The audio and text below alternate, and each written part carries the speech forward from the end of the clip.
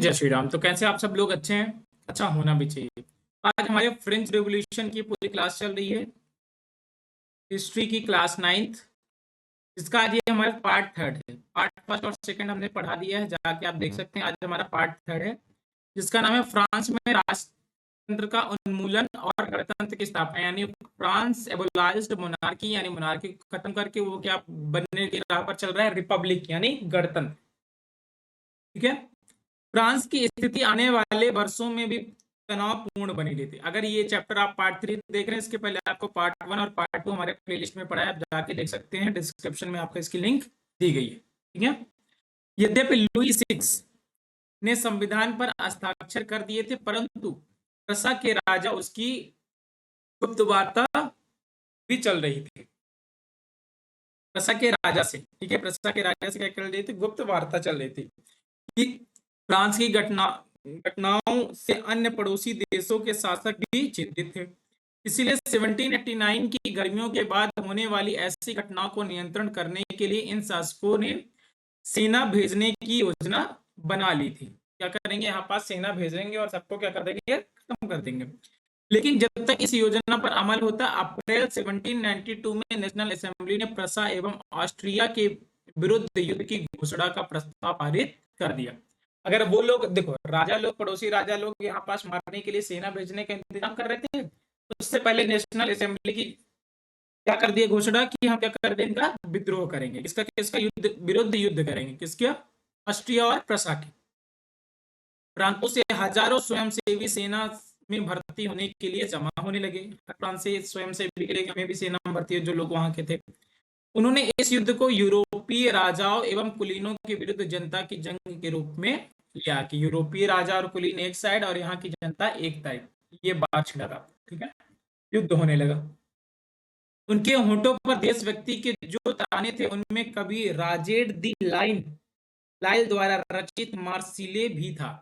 Marseille मतलब एक आप देखे होंगे, मार्सिले गाना सुने होंगे, जो आगे चल के क्या बताया, फ्रांस का ही राष्ट्रगान बन जाता है। ठीक है, यह गीत पहली बार मार्सिलियस के स्वयं सेवियों ने पेरिस की ओर कूच करते हुए गाया था, इसीलिए इस गाने के नाम मार्सिले हो गया, जो अब फ्रांस का क्या है? राष्ट्रगान। जैसे अपने यहाँ का राष्ट्रगान है जन गण मन, उसी तरह मार्सिले वहां का है। ठीक है, डायरेक्ट पूछा जाता है फ्रेंच का राष्ट्रगान कौन सा? आपका मार्सिले।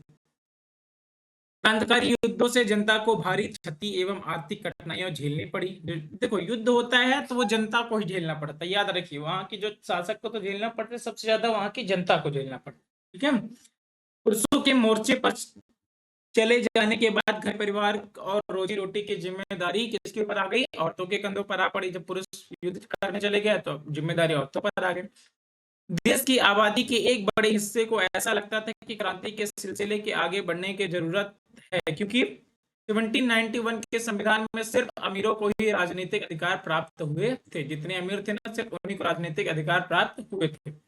लोग राजनीतिक क्लबों में अड्डे जमा कर सरकारी नीतियों और अपनी कार्य योजना पर बहस करते थे। जो जैसे अभी भी क्लब होता है ना, कि हर जगह आपको हर मोहल्ले, हर वहां देखिए कोई अंग्रेजी व्हाट्सएप ग्रुप अलग से बन जाता है। लगता है कि यही देश का पूरा, अगर बोलने की बात करते कोई नहीं है, बहस करने के लिए सब तैयार है, पर करने वाला कोई नहीं है। इनमें से जैकोबिन क्लब सबसे सफल था। जैकोबिन क्लब जो था सफल था। इसका नाम पेरिस के भूतपूर्व कॉन्वेंट ऑफ सेंट जैकब के नाम पर पड़ा था, कॉन्वेंट ऑफ जैकब। अब इस राजनीतिक समूह का अड्डा बन गया था। क्या बन गया था? राजनीतिक समूह का एक तरह से अड्डा बन गया था। इसकी पूरी अवधि में महिलाएं भी सक्रिय थी। क्या थी? महिलाएं भी बहुत एक्टिव हुआ करती थी। उन्होंने भी अपने क्लब बना रख दिए थे। जैसे पुरुष अपने क्लब बना रहे हैं, उसी तरह महिलाएं भी उन्होंने अपना अलग से क्लब बना लिया। इस अध्याय के खंड 4 में आप उनकी गतिविधियों एवं मांगों के बारे में जानेंगे कि महिलाओं की क्या मांग थी, कैसे थी। ठीक है, हम खंड 3 पढ़ रहे हैं, पार्ट 3।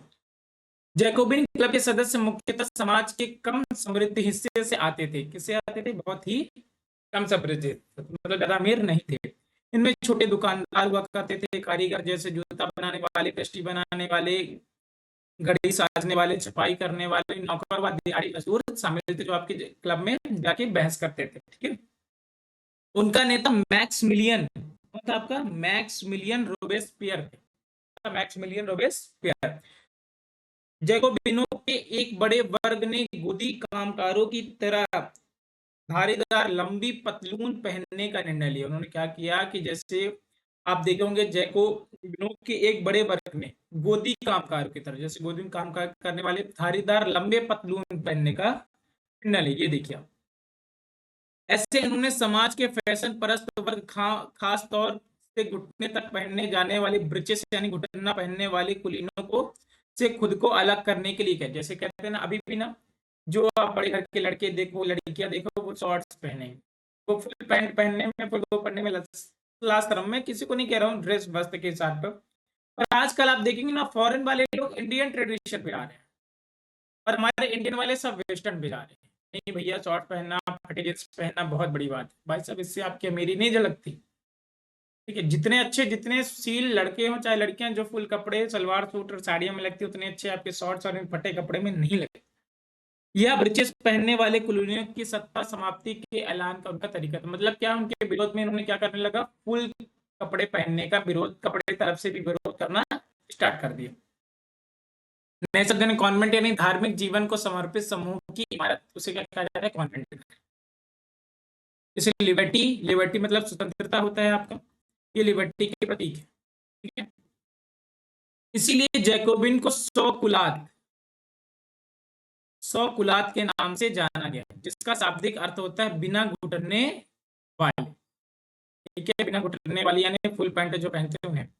सौ कुलात पुरुष लाल रंग की टोपी भी पहनते थे, जो स्वतंत्रता का प्रतीक है। वो रेड कलर की क्या पहनते थे, आपकी टोपी पहना करते थे।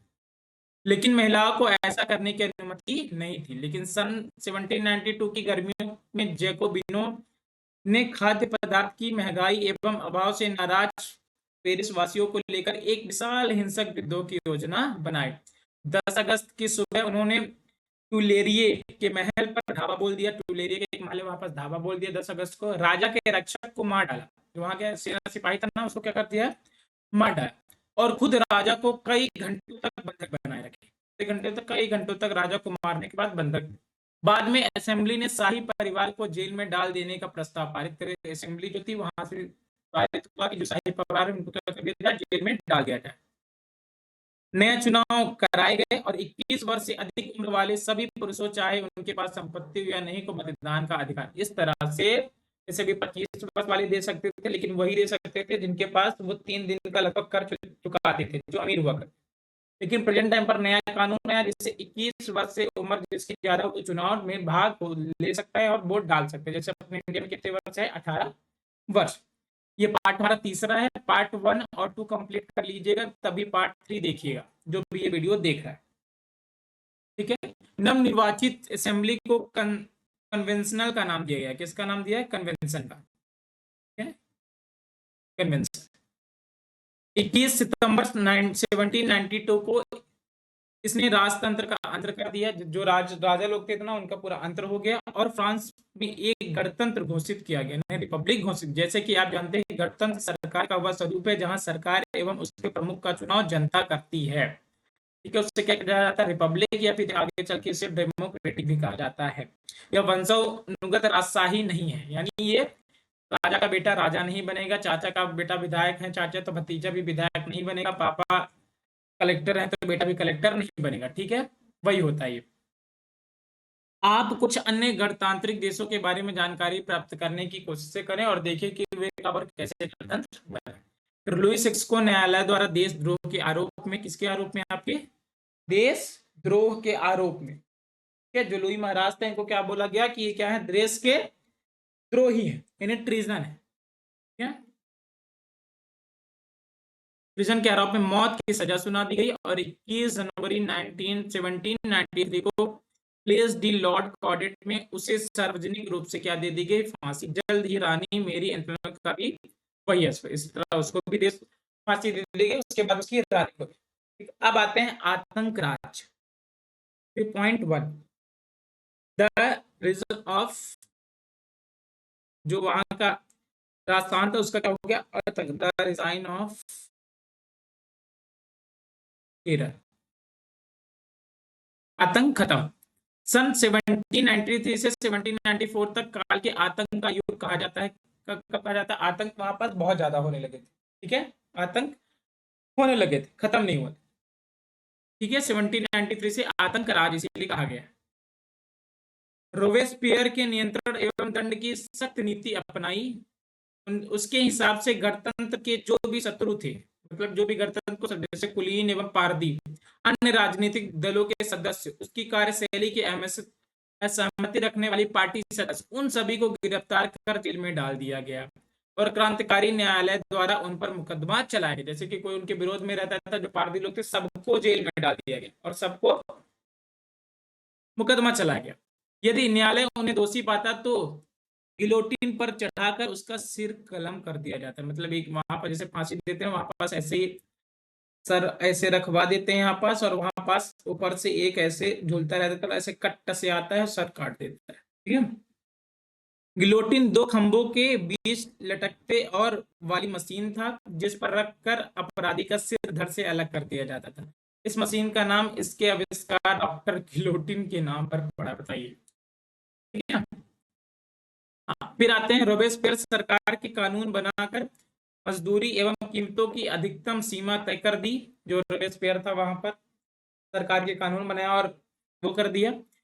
गोश्त एवं पाव रोटी की राशनिंग कर दी गई। ठीक है, जो वहां पे गोश्त थे और आपके पाव रोटी जो थी ना, उसकी क्या कर दी, राशनिंग कर दी गई। ठीक है। मीट और ब्रेड जो हुआ करते, मीट और ब्रेड की क्या कर दी, आपकी रेशनल कर दिया गया।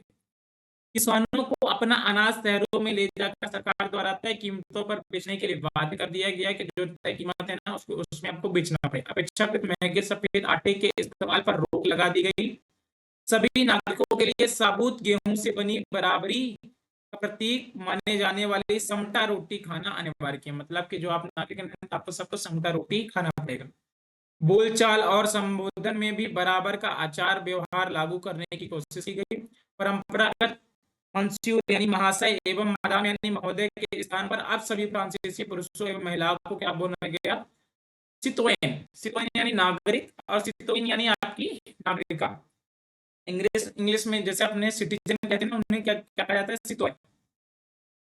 सितोयन। ठीक है, यानी हमारे यहाँ का सिटीजन। ठीक है। मैदाम और सर बोलना, जो वहां पर बोलेगा तो मैदाम और सर, इनकी जगह पर क्या कर दिया गया, आपका हटा दिया गया। ठीक है। हाँ, संबोधित किया जाने लगा, नागरिक और नागरिका।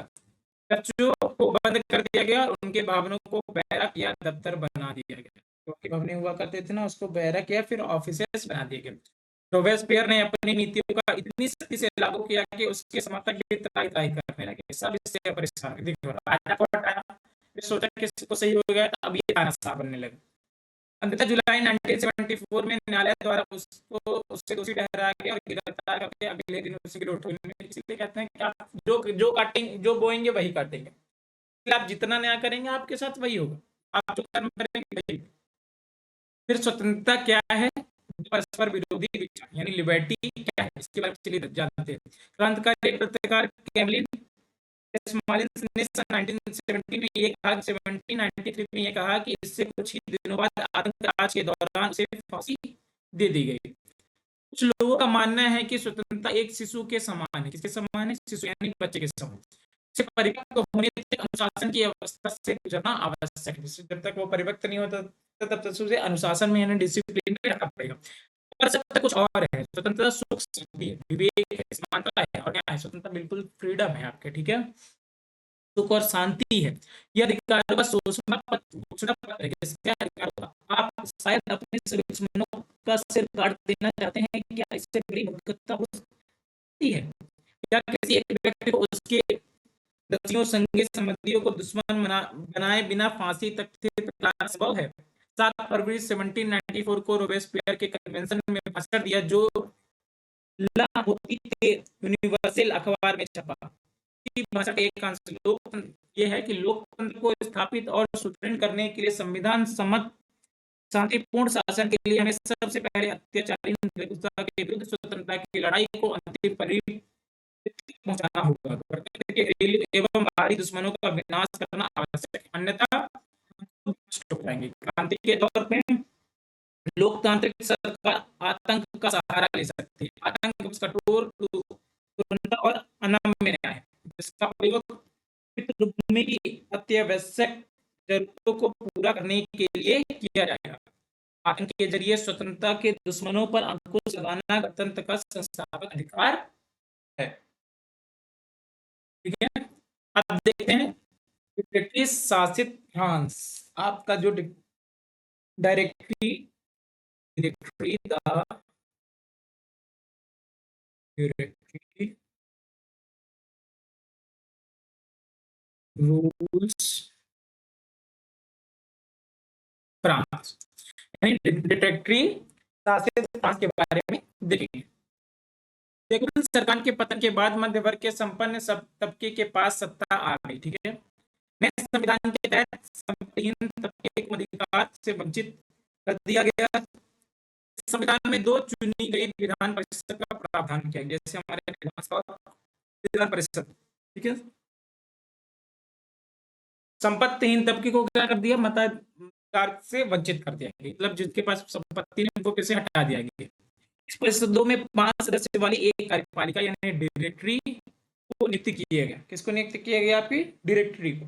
ठीक है, जिसमें 5 सदस्यों वाली जो कार्यपालिका ने एग्जीक्यूटिव, ठीक, आपकी इस प्रावधान के जरिए जैकोबिनों के शासनकाल वाली एक व्यक्ति केंद्रित कार्यपालिका से बचने की कोशिश की। जैसे कोई एक व्यक्ति नहीं, उसको चलाने के लिए 5 सदस्य आपके नॉर्मल। ठीक है, हाँ, लेकिन डायरेक्टरों का झगड़ा अक्सर विधान परिषद से होता, तब परिषद उन्हें बर्खास्त करने की चेष्टा करती। डायरेक्टरी की राजनीतिक अस्थिरता सैनिक का नेपोलियन बोनापार्ट के उदय का मार्ग प्रशस्त करती। जैसे कि यहाँ पास आपस में लड़ रहे थे ना, इसी वजह से सैनिक नेता आपका नेपोलियन बोनापार्ट आपका आएगा, उसके बारे में आप पढ़ेंगे, जो आपने पूरे विश्व के जीतने के लिए मार्ग में प्रशस्त किया था। ठीक है, नेपोलियन बोनापार्ट। अगर आपको इसमें नहीं समझ में आ रहा तो मेरी एक राय मानिएगा, आप नॉर्मल मूवी लिख लीजिए, पिक्चराइज्ड है, वहां से भी देख सकते हैं। ठीक है, नेपोलियन के बारे में बहुत सारे लोगों ने बताया, वो एक बार पढ़ लीजिएगा, आपका ये पूरा कॉन्सेप्ट क्लियर हो जाएगा। सरकार के स्वरूप में इन सभी परिवर्तनों के दौरान स्वतंत्रता की समस्त समानता और प्रेरक आदर्श बने रहे। इन मूल्यों ने आगामी सदी में न सिर्फ फ्रांस बल्कि बाकी यूरोप के राजनीतिक आंदोलन को भी प्रेरित किया। इस तरह से आपका पार्ट 3, इसके बाद पार्ट 4, 5 और 6 की तरह से हमारे कंट्रीब्यूशंस रात को आपको पर वीडियो मिल जाएगी। एनसीईआरटी की पूरी सीरीज चल रही है, क्लास 6 से लेके क्लास 12 तक सोशल साइंस, उसके बाद साइंस, आपकी मैथ। एक सोशल साइंस में आपकी इकोनॉमी, हिस्ट्री, पॉलिटी और ज्योग्राफी। प्लेलिस्ट में आप जाके देख सकते हैं। वीडियो अच्छी लगी लाइक शेयर सब्सक्राइब कर सकते हैं। खूब पढ़ाई करते रहिए, खूब मेहनत करते रहिए और बड़ों का सम्मान करते रहिए। ठीक है, जय हिंद, जय श्री राम।